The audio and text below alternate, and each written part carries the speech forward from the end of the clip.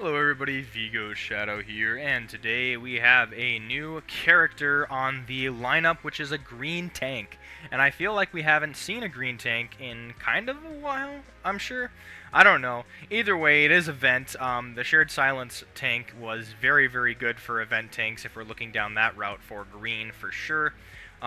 But more importantly, we have the event Aurora Summer Night Bloom Aurora Green Tank event unit for sure for this new event. It's looking pretty good. We actually get some love for Aurora, and then Elizabeth is also the next person in this yukata costume, which is really, really cool. And then they do have the burger incentive as well for getting at least 3 multis in there, so that's a little bit of incentive for those who want to hit it at least 3 times or whatever. Get the gear if you want to try it out for. But before you even pull, let me dive right into this character and assess it before I make any final judgments here or throw down my 2 cents. Let's go ahead and check out the background first, which actually looks very, very good. I like this. I like how there's a lot of things in the background. There's a lot of lanterns, there's fireworks in the background, there's this little cart of like caramel apples, and then there's a lot of things to look at in the background, and that's the one thing I like about a lot of these art pieces is when there's a lot of stuff to go look at in the background. Really good then. Now let's go to the max stats and go from there. We got power to healing boost to overheal here, and then lastly just the grouping of humans. So not much to group with there, but essentially we can go to the skills next. Let's go ahead and check out the hidden technique as a tank. So let's go ahead and check that out. Beautiful. No, this has a lot of text on it too. So here's what we have: raise damage received for all enemies by 50% for 10 seconds. Further lowers defense based on the total bleed stacked on all characters in battle. So I'm assuming that's all allies and all enemies, depending on how much bleed is thrown around. In battle, multiplied by 1% for 10 seconds if it's yellow elemental. Weird. Oh, okay. Yeah, you'll be on green team, so you're most likely going to be fighting yellow with a max of 50%. I'm glad they add that because it's you don't have to like base it upon range and stuff because there is a cap to it. It also inflicts 10 times bleed on yourself for 20 seconds, so that actually sucks. We don't like that. Inflicting bleed on yourself is not good, even if you do contribute to lowering the defense on the characters. Wow, and hold on. Let's see. Raises damage received for all enemies by 50% for 10 seconds, which is good. And then further lowers the defense based on all total bleed stacked on all characters in battle, multiplied by 1% for 10 seconds if it's yellow elemental with the max 50. So you can get 50% lower defense and 50% damage received for all enemies, which is going to make them be able to take a lot of damage. However, this skill itself has no damage. Usually that's fine for a tank, so that ain't too bad. But the bleed on self, it's not really that good, not favorable, unless she has something to cancel out bleed or there's going to be some sort of added benefit down the line. Now let's check out what this looks like. Awakened, you actually inflict more bleed on yourself, and it has the max go up by 70% instead of 50, with 2% more on the multiplier there, so that's probably better, minus the bleed factor, of course, unless we see something, which I'm sure we will. So let's just go ahead and check out the next skill, our skill 1, the Lantern Sparklers. So you're raising your own defense by 30% for 15 seconds. Keep in mind that's very standard. Sometimes it's lower than, it's like at 10% for a tank, so that part's very standard of it. And then shields damage 100% of skill user's attack of all allies behind self for 15 seconds. Further shields damage 3% of skill user's attack multiplied by the total bleed stacked on all characters in battle for 15 seconds, max 300%. So what this means is that you can shield damage 100%. So everybody gets like a standard shield behind you for 15 seconds, which is good. And then you also get additional shield multiplied by the total number of bleed stacks on all characters, yourself, your allies included, and enemies, with the max of 300%. So that'd be a very, very good shield if you're able to max this out, which means the max would be 400% shield for 15 seconds. That's very, very good if you're able to get this to land. Or if you're able to get to the max value. When this is awakened, so this is actually just not a bad skill one for a tank for sure. When this is awakened, you raise your own defense by 50%, which is way better. And then you also have the change value of 3% to 5% to build that 300% more. That's definitely probably worth maybe a little bit. It's only a 2% increase, but it depends on what units you have. Do you have a lot of characters that are inflicting bleed? Is the enemies, which is more important, inflicting bleed on you? So if the enemies don't, I feel like this character very much so probably will fall through, but let's just check out the other things. Let's give it the benefit of the doubt here. We got Gleeful Goldfish here. Next we have raises the attack of all green elemental allies based on the total bleed stacks. Again, playing into that bleed factor on all characters in battle, multiplied by 1% for 10 seconds. Max of 50%. Further raises the speed based on the... Okay, the speed is good. Based on total bleed on all characters in battle, multiplied by 1% for 10 seconds. Max 50%. So it's good that she's able to raise defense, she's able to give shield, she's able to raise attack of all these green elemental allies as well, and also be able to have the enemies be able to take a lot of damage based on bleed as well. There's so many things that run into it, but it all relies on one factor: how much bleed is being thrown around. So when this is awakened, we have, I think, a time increase. Yep, 3 seconds more, 2% more on that, with max of 80%. And I'd probably prefer that this one, Gleeful Goldfish, we want to see right away in the Awakening roadmap, because it has two big factors on it, that being attack and also speed. So we want to increase the values to get that quicker, and then we also want to get more attack quicker as well. So this is definitely going to be probably one of the best parts of her kit, depending on what her special ability does. So let's check it out. Summer Night Bloom, let's go. At the start of the wave, okay, another shield, so that's pretty good. Shields, standard shield, a skill user's attack on self. So you're casting a shield, standard shield, on everybody else behind you, like as a skill 1, or skill I think it's skill 1, yeah, skill 1, and then you giving yourself a shield as well, and then raising your own overheal as well, which is good, and that's permanent. The permanent overheal is very, very nice on a tank. That's what you want to see for sure. It's gonna keep her in the game longer. And then I like what I'm seeing right here. Also grants blood heal, permanent. Further grants nullified bleed removal, permanent. And just based on those two things alone, you're going to be healing if you cast bleed on yourself, which is huge, or if somebody casts bleed on you. That is absolutely crazy. I could see that being really good comps for enemies that cast bleed.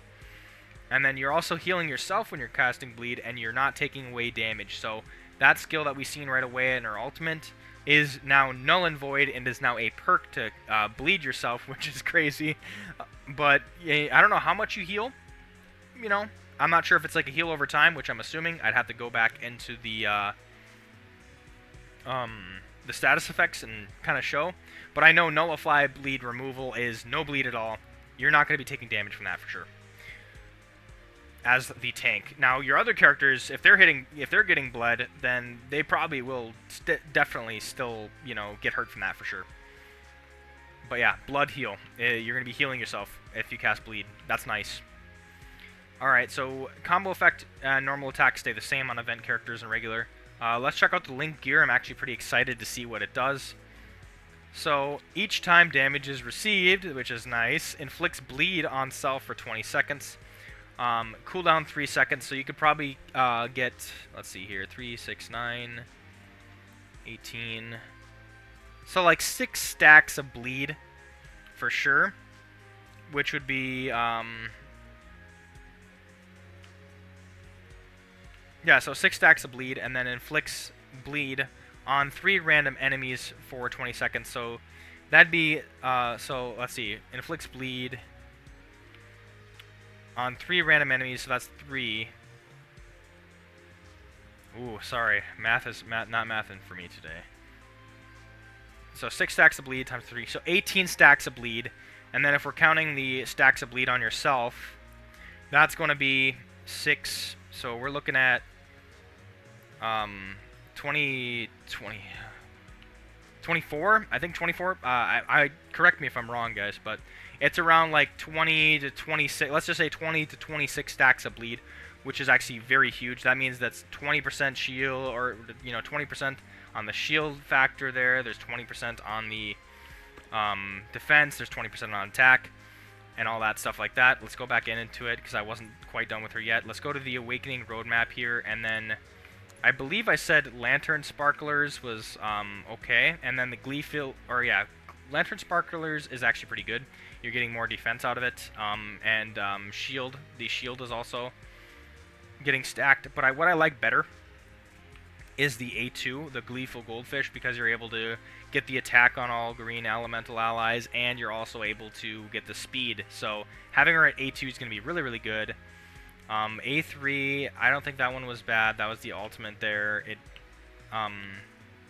You get more stacks of bleed on yourself, so I guess that's more beneficial now. So A3, I think, would be like mid to good, maybe. And then A4, not really necessary. And then A5, you probably don't have to take it all the way there. The overheal, oh, we didn't even look at that. So 150% shield you get on yourself. You also raise the overheal by 50% more, which is really, really good. And I'm pretty sure you get those 2 perks permanent as well on both ends. Yep. Just a little bit of value increase there. So honestly, having her at a good A2 is fine, or A3, maybe, depending. I know there's probably other characters. If you have other characters in your lineup, maybe they deserve more attention. It all depends. It all depends. So now we get to the part that most people wait for here. Is should I pull for Summer Night Bloom Aurora? Now, what I want to ask you is, what kind of units do you got? Do you have units that are going to be able to bleed more to feed into this type of character as well? If you're a mega fan of Aurora and you really want to run this on the teams, and you really want to make this unit work, you're going to have units that are going to be able to cause bleed. And then you also want to try to keep them uniform on the green team as well. So what you're going to want to do is you're going to want to definitely have this other Aurora here that is on green teams as well. I don't think yeah, it's right here. The Fighting Words Aurora. I know she can cause bleed on a green as well. But you might be mixing and matching a little bit here too, because this one, well, that's an SF, so I won't include that one. She can cause bleed, but she's a red unit. There's also another red unit that can cause bleed, which is this other Aurora here. That is on the regular character pool. She has, like, as you can see there's a lot of other stacks of bleed, so you're going to be running a lot of Auroras for sure. And then I know there's some other characters in the mix. I'm not going to go, like, scrounging around to find them, but I know that for, like, green units, it's very hard to find green units that are going to be causing bleed for sure. So what you have to keep the team uniform on green, you have Fighting Words Aurora, and then now you have this tank as well. So there's not a whole lot for like characters that can cause bleed on green teams alone. So that is enough to sway me from not pulling from this banner for sure. I'm not going to say she's a bad unit, because if you get your cards right, if you have a bunch of characters that can cause bleed, or if you just have this character alone and you have the enemies pretty much making up the difference by causing a lot of bleed, and you're facing specific enemies that cause bleed for your team, then there you go. I mean, it's just a lot of perks. And it can make this Aurora stupid OP if you're facing up against that kind of lineup. Obviously, you're going to probably see that in this event because the boss does cause bleed, so you're going to probably see a lot of beneficial effects. People are going to be saying, oh, this unit is like one of the best tanks ever.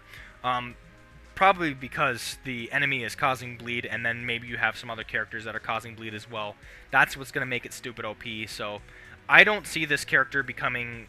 like, this character immediately becomes not useful when bleed is thrown out the window.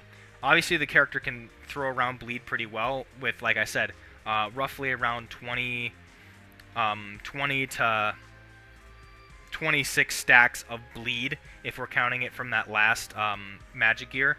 And then if you want to count from the ultimate, which is standard, which is 10 more stacks of bleed, obviously that's going to feed into your attack. Like 30% attack is good, 30% defense is good.